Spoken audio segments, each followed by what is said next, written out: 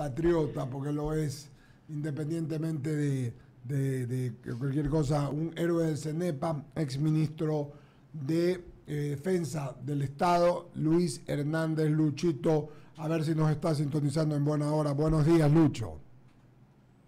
Buenos días, mi querido Eduardo, compañerito, porque parece que ese es el saludo de la mañana. Un saludo. Oiga, si sabe cómo nos decimos con Patricio Donoso, en cambio, nos decimos comandante. Mire usted, con Patricio nos decimos comandante, pero mis amigos, compañeros, ¿a usted cómo le diría? Pues mi general, pues tendría que decirle, no, nada más, ¿verdad, Albertito? Lorena. Mi querido compañerito del Consejo de Participación Ciudadana, sí, señor. Mi querido compañerito y amigo, aquí a la orden. Estimados amigos, un saludo a todos los radioescuchas de I99, una radio muy escuchada en todo el país, muy objetiva, y estoy aquí a la orden para responder a sus preguntas en estos momentos difíciles, pero saldremos adelante por el bien de nuestro país, de nuestro lindo país. Lucho Hernández, tú eres un militar de larga data y hasta hace no mucho fuiste ministro de Defensa. ¿Cómo veían ustedes y qué piensas tú respecto de la ley del uso progresivo de la fuerza? Sobre todo cuando hay protestas y los militares tienen que salir a ayudar a controlar el orden constitucional o constituido. Es una ley necesaria, es una ley que lo tienen todos los países, la ley del uso progresivo de la fuerza. Inclusive existen estándares internacionales, protocolos justamente que ya van determinando y determinan cómo debería usarse de la fuerza hasta llegar al extremo que es usar la fuerza letal. Entonces esto ya se lo venía discutiendo desde hace algún tiempo, y particularmente en el caso de las Fuerzas Armadas es una forma inclusive de protegerles en el cumplimiento de su misión, porque la policía sí tiene una protección en cuanto se refiere al apresar a las personas, al poder realmente recurrir a la fuerza para entregarles a otra autoridad. En cambio, las Fuerzas Armadas no lo tienen.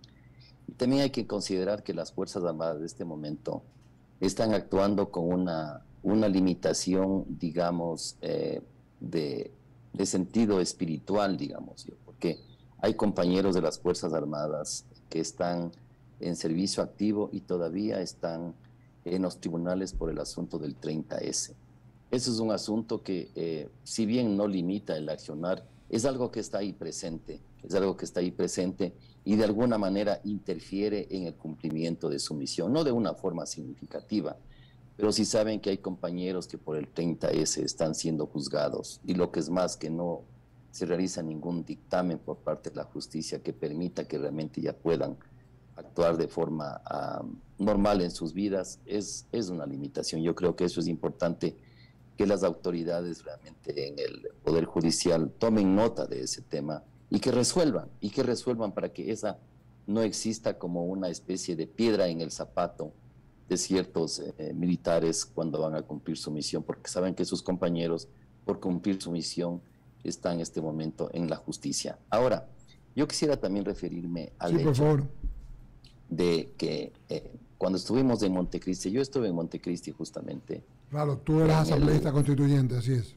Constituyente, y me acuerdo que se debatía y se decía, nunca más podemos permitir que las calles saquen a un presidente o que las calles alteren el orden democrático, nunca más.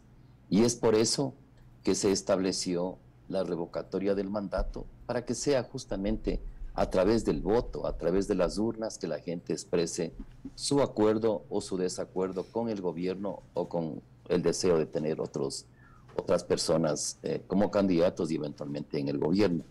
E inclusive se puso ya un extremo, porque esa es una medida extrema, pero está en la Constitución, la muerte cruzada. Todo esto se lo hizo para evitar que sean las calles las que alteren el orden democrático y eventualmente saquen a un presidente, como sucedió en la época de Yamil Maguad, en la época de Abdalá Bucaram, en la época de Lucio Gutiérrez. Entonces se aprendió de eso y se puso en la Carta Magna para que eso nunca más vuelva a suceder. Y así tenemos nosotros que, como ecuatorianos, hacer que suceda, que realmente todo se rija por la ley y el orden. Aquí, cuando estamos protegiendo la Constitución, estamos protegiendo no a un gobierno, estamos protegiendo al Estado, al hecho de vivir de forma civilizada, al hecho de dirimir nuestras diferencias con el diálogo o en las urnas. Esa es la democracia. La democracia no es el mejor sistema de gobierno, pero es perfectible, es mejorable. Y ahí tenemos una mejora que se hizo en la Constitución, evitando que sean las calles las que hablen y que sea la violencia la que hable y que sean los grupos minoritarios los que hablen. Está bien que hablen, pero a través de las urnas, a través de la paz, y en eso tenemos que estar todos los ecuatorianos bien enfocados para proteger el Estado de Derecho y la Constitución que todos juramos defender y que todos juramos que sea el instrumento que nos permita salir adelante en nuestro lindo país. Correcto, Luis Hernández. Y efectivamente es importante resaltar que tú fuiste asambleísta constituyente, como también fuiste un transitorio y también has sido ministro de Estado, aparte de ser un oficial. Y es importante por eso conocer cómo piensa un militar que ha tenido todos los estamentos, ha sido un hombre de tropa, ha sido un oficial, ha estado en la guerra, luego fue constituyente, luego estuvo en el Consejo Transitorio y luego ministro de Estado, es decir, ministro de la Defensa, es decir, conoce todos los estamentos de los mismos. Luis, la inteligencia militar, en lo que tú sabes, después, y no te hablo de esa época, después de lo de octubre 19, mapeó lo que quedó, sobre todo en la capital, que dice que tienen organizaciones, células en los barrios, de 10 por aquí, de 10 por acá. Y tú sabes que con 10 te tiran un árbol o una caña y te ponen 2 llantas y paran todo el tráfico. ¿Se trabajó algo en eso o no, de lo que tú sabes, Luis? Indudablemente, en un Estado democrático siempre existen limitaciones. El derecho a la protesta es un derecho permitido en la Constitución. El derecho a la asociación es un derecho permitido en la Constitución. Entonces existen obviamente grupos que simpatizan con ciertos partidos políticos y que en un momento en que se quiere crear el caos o se quiere apoyar a la democracia, esos grupos pueden ser o bien utilizados o mal utilizados. Entonces yo creo que esos grupos, justamente como tú mencionas, estimado y querido Eduardo, esos grupos pueden ser accionados. Esos grupos de 10, de 5 pueden ser accionados para bien o para mal, de la democracia, del orden constituido. Y yo creo que esos son los grupos que son los que están causando el caos y que te ponen una llanta en una vía de Quito, que te tumban un árbol en una carretera, pero ya crean desorden. Entonces ahí está la asociación, la militancia mal utilizada, siendo una militancia que debe ser para conseguir los objetivos a través de un proceso democrático, utilizan esta violencia que no le hace bien a nadie y que destruye la democracia, y esos son los líderes que no queremos en el Ecuador, aquellos que utilizan la militancia para destruir al Ecuador, para destruir la democracia y para destruir el convivir del resto de ciudadanos que quieren trabajar, que quieren movilizarse. El día de ayer veía en las noticias que hubo 2 personas que fallecieron porque no dejaron pasar las ambulancias. Eso no es de un Estado civilizado, eso no es militancia, eso es caos y hasta cierto punto es maldad. Y eso no puede permitirse en el Ecuador y para eso tenemos la ley y el orden. Muy bien, sigue Alberto Quintana, por favor, aquí en I99 con el ex ministro de la Defensa del gobierno actual y querido amigo Luis Hernández. Gusto enorme, general, ¿cómo le va? Oiga, usted mencionaba, ¿no?, a estos líderes que integran organizaciones sociales, movimientos sociales como le denominan, pero no perdamos de vista lo otro que usted manifestaba, ¿no? Estaba escuchándolo con atención respecto a lo que en su momento se acogió como medidas para evitar todos estos movimientos que desestabilizan la democracia. Y me refiero pues al trabajo que se desarrolló en Montecristi. Y es increíble como quien precisamente como líder político y como presidente en su momento generó aquello, o decía, sostenía que cuando había este tipo de protestas, lo que decía era, primero ganen las elecciones. Utilizaba ese término, ¿no? Pero vemos que son esos mismos líderes políticos, ¿no?, desde el otro lado, fuera de los movimientos sociales, pero estos líderes desde fuera maniobran todo este asunto y van generando una verdadera subversión, porque lo que hay es esta intención de subvertir el orden constituido, ¿no? Sí, indudablemente, estimado Alberto. O sea, yo recuerdo, claro, no está en mi mente exactamente las fechas y el momento, cuando todos estos líderes decían no más golpes de Estado en las calles, Ujú. no más eh, subvertir el orden constituido en las calles. Y ahí se adoptó justamente lo que ella había mencionado.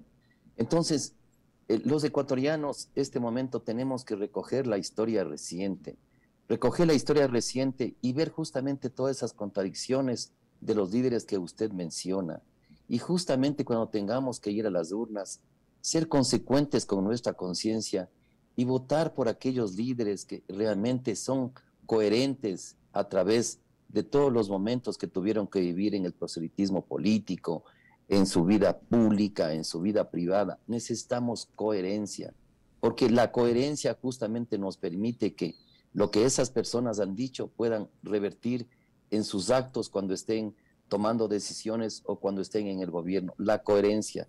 Y vemos que no existe coherencia porque existe únicamente intereses, pero lo penoso y lo lamentable es que los intereses llegan a tal extremo de poner en peligro al Estado ecuatoriano. Entonces, ¿qué tipo de líderes tenemos? Sí, son líderes que, con excepciones, por supuesto, que dicen que aman a su país, que aman a su población, que aman a su pueblo, pero no son coherentes con lo que dice la Constitución y lo que es más, incentivan a la violencia. O sea, para conseguir sus objetivos quieren armar al Ecuador en una situación que deje enviable como una sociedad. Eso no puede ser posible, digo, armar en las mentes, en los corazones, no para construir un país, sino para enfrentarles a los ecuatorianos, lo cual realmente es sumamente penoso y desdice de lo que debe ser un líder. Un Así líder en un es. país tiene que ser aquella persona que construye, que da esperanza, que viéndole a los ojos se sabe que está diciendo la verdad y que viéndole a los ojos se sabe que es una persona que quiere entregar todo por un mejor Ecuador, por Por eso, todos, sin claro, excepción. por eso hay que mencionarlos bien, ¿no? Son supuestos líderes, ¿no? Titiriteros y camioneteros, ¿no? Porque desde la camioneta del 97 con la caída del presidente Bucaram, pues quedó evidenciado justamente eso, ¿no? Lo que tienen estos supuestos líderes en el alma. Cero compromiso, o sea, más allá de las dificultades, de los errores de un régimen, si han sido elegidos democráticamente es justo y hay los mecanismos que usted menciona, general, los mecanismos constitucionales como para ir a revocatoria de mandato si alguien no ha cumplido. Son las 7:49, Verónica Landeta con otra inquietud para el ex ministro Luis Hernández. Exministro, un buen día. Muy buenos días, Verónica. Un gusto. Un buen día.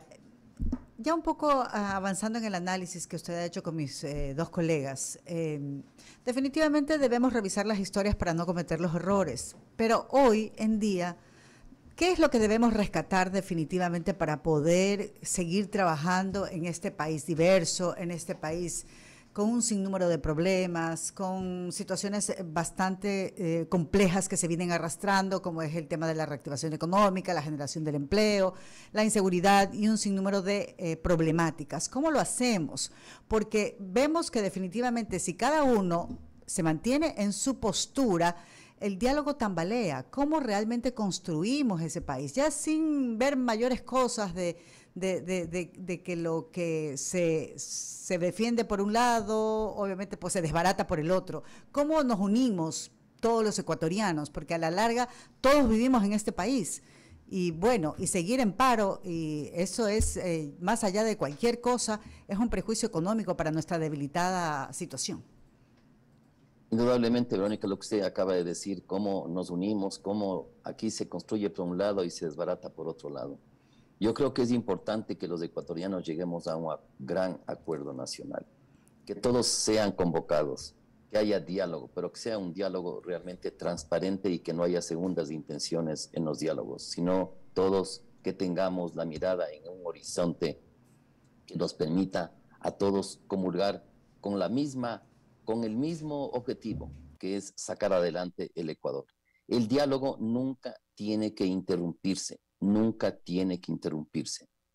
porque cuando se interrumpe el diálogo, hablan las calles, habla la violencia, se meten los grupos vandálicos. Es igual como en una guerra. En una guerra usted ve que en este momento están en guerra Rusia y Ucrania, pero el diálogo no se ha terminado. El diálogo se sigue conversando. Sin embargo, que los cañones siguen hablando, también las personas siguen hablando, porque el momento en que se interrumpe el diálogo, hablan solamente los cañones en una guerra y en una democracia que todavía tiene que construirse, que fortalecerse, hablan las calles, habla la violencia, y eso no puede permitirse. Pero lo que usted acaba de decir, cuando los ecuatorianos realmente nos ponemos de acuerdo en cosas fundamentales. Tenemos que tener liderazgos que convoquen. Yo creo que tenemos ahora un liderazgo que convoca el diálogo, hace lo mejor que se puede por el Ecuador. Indudablemente se cometen errores. ¿Quién no comete errores? La democracia es perfectible porque está hecho por humanos. Un gobierno es perfectible porque está hecho por humanos. Se corrige errores, por supuesto, pero también es importante considerar y consideremos todos que estamos en un mismo barco. Cuando este país, ojalá nunca suceda, se hunda, no es que se salva un grupo de personas, todos nos hundimos. Entonces, es necesario, creo yo, un liderazgo en todos los niveles, un liderazgo de buena fe, como dije yo, un liderazgo viendo a los ojos, de manera de sacar al Ecuador adelante. Tenemos tantos ejemplos en el mundo cómo los países han caído en el caos y que ha sido al final del caos muerte, destrucción y a empezar de nuevo. ¿Por qué tenemos que llegar a estos extremos? ¿Por qué tenemos los ecuatorianos que llegar a los extremos? ¿Por qué tenemos que llegar a ver sangre, a ver heridos en las calles? ¿Por qué tenemos que interrumpir la producción para sentarnos a conversar? Es que es irracional. Si al final tenemos que sentarnos a conversar, pero ¿cómo nos sentamos a conversar? ¿Con más recelo, tal vez con más odio, esperando la revancha para la próxima oportunidad, con heridos en las calles, con pérdidas económicas, con más desempleo? Y después de eso nos sentamos a dialogar, pero es irracional. Sentémonos a dialogar antes, identificamos los problemas que nos pueden crear desunión o que pueden motivar que la gente proteste, identifiquemos antes. Yo creo que hay que tener termómetros en el gobierno, termómetros en todos los niveles, que permitan saber en qué momento la temperatura está subiendo, de manera de rápidamente atenderlos. Así son los gobiernos. Los gobiernos tienen que estar sintiendo el pálpito de la población en todos los niveles, sintiendo las necesidades. Ese es el arte de gobernar, sentir las necesidades a tiempo y resolverlas. Y si no hay cómo resolverlas, convocar para ver cómo resolvemos juntos. Si faltan recursos, convoquémonos para ver cómo conseguimos recursos. Y si es que no hay recursos, que la otra persona espere, pero que ayude a conseguir esos recursos y no a minar la forma como se consiguen los recursos, justamente paralizando al país. Eso es lo que tenemos que hacer en el Ecuador y todos colaborar. Sí. Y ahí también es una tarea fundamental de la prensa. La prensa tiene que contribuir en la construcción, tiene que estar en la crítica, por supuesto, pero siempre construir. Hay cosas malas, por supuesto, hay cosas que suceden, que son, los seres humanos cometen errores, pero magnificar esos errores, porque lo que al final sucede es que se magnifican los errores y los aciertos quedan por la borda, y eso no está bien. Sí, así es, exministro. Le preguntaba todo esto porque desafortunadamente vemos que en el Ecuador la corrupción nos ha ganado terreno, el desprestigio de las instituciones nos ha ganado terreno y también la poca credibilidad nos está ganando terreno. Lorena Vázquez continúa con la entrevista. ¿Cómo le va? Buenos días. Estamos dialogando con el general Luis Hernández, él es exministro de Defensa, sobre varios temas, que acontecen acá en el país en la actualidad. Tenemos también en cuenta, general, de que el día de ayer, creo yo que asertivamente el ministro de Defensa, Luis Lara, se mostró junto con las Fuerzas Armadas dando el apoyo al gobierno nacional. Esa estrategia para mí fue una de las principales. ¿Por qué? Porque estamos en un momento, 10º día de paro nacional y la gente se comenzaba a preguntar qué está pasando, ¿será que el presidente no tiene el apoyo de su gente? Y esa reacción del ministro de Defensa fue acertada. ¿Cuál es su lectura al respecto? Y también con el tema del uso progresivo de la fuerza. Recordemos que hace 2 semanas en la Asamblea Nacional se aprobó el uso progresivo de la fuerza que ha beneficiado ahorita para el tema de la policía que esté seguro cumpliendo su labor en las calles, porque si bien una protesta social donde está maquillada como protesta social, vemos que en realidad en las calles del país, en las carreteras del Ecuador, existe muchísimo vandalismo y hasta anarquismo, se podría decir. Sí, muchas gracias por la pregunta, estimada Lorena. Realmente las Fuerzas Armadas son obedientes. Las Fuerzas Armadas no hay que dejarles ningún espacio para que tengan la posibilidad de deliberar, porque son obedientes y se están sometidas a la autoridad civil legalmente establecida, en este caso el presidente de la República. Y el presidente de la República, que es quien les ordena, y son ellos los que tienen que cumplir. Y justamente en este empeño las Fuerzas Armadas están dedicadas a permitir justamente que la sociedad pueda elaborar normalmente. Y así tenemos que las Fuerzas Armadas están en las calles, están en las carreteras, y justamente esa es la forma de proteger el orden constituido, de proteger la democracia y obviamente de cumplir las órdenes que les da su comandante en jefe, en este caso el presidente de la República. Alberto. Muy bien, querido Lucho, creo que hemos peinado, como se dice en lo militar y en la policía, todos los aspectos que deberíamos conversar. Te quiero mandar un abrazo, agradecerte tu concurso. La semana pasada que conversamos y hablamos de diferentes temas, habíamos acordado hablar de esto y sobre todo el punto de vista de los militares, que lo diste de entrada, respecto al uso de la fuerza, la ley de uso de fuerza, que ojalá no demore, porque creo que quedan 8 o 9 días, tiene el presidente todavía para poder enviar al registro civil y pues de esta forma, registro oficial, perdón, y de esta forma hacer la ley de la República. Ojalá que se haga pronto y es necesario. Yo tengo una teoría más, esta es mía, Lucho, y si me podés contestar brevemente, 2-3 minutos.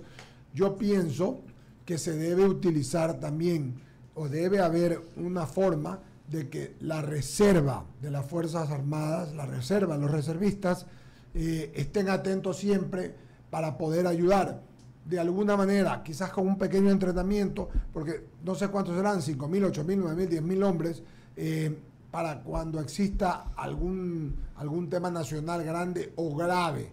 Lo he dicho y lo he publicado varias veces, lo he conversado con varios expertos. No se trata, mejor dicho, se trata de hacer algo como el National Guard, la Guardia Nacional en los Estados Unidos, es decir, para poder ayudar si hay algún momento de delincuencia, si hay como esto, que realmente es un tema contra una ciudad y contra algunas provincias como Quito. Es una idea mía, no sé si que te parezca, y con eso pues despedimos, mi querido Lucho. Me parece una excelente idea. Estábamos trabajando algo ya en el Ministerio de Defensa, ojalá se lo continúe, porque nosotros tenemos en las reservas activas más de 50.000 personas.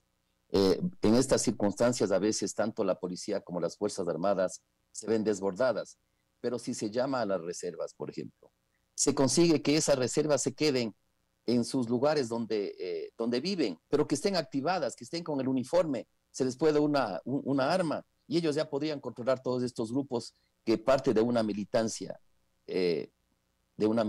irresponsable, que se vuelve vandálica. Estas personas podrían ayudar a controlar y serían parte del esquema de seguridad que tiene que tener el Estado. Esa es una idea que la acabas tú, Eduardo, de nuevamente traer a la opinión y de manera pública, que tiene que hacerse, y ojalá esto se lo pueda seguir desarrollando, y estas ideas que tú has expresado realmente tienen que irse poniendo en la práctica, porque es así como un país se robustece, porque no es solamente el militar en uniforme, sino el reservista en uniforme el que protege a su país y ayuda a sus conciudadanos. Te mando un abrazo, Luis Hernández. Muchas gracias, querido amigo. Ya nos veremos, ¿ah? Muchas gracias. Muchas gracias. Un saludo a todos del panel y un afectuoso saludo desde las montañas de Quito. Un gran abrazo para Luchito Hernández. Ramiro Cepeda, buenos días. ¿Cómo estás, querido amigo? ¿Qué tal?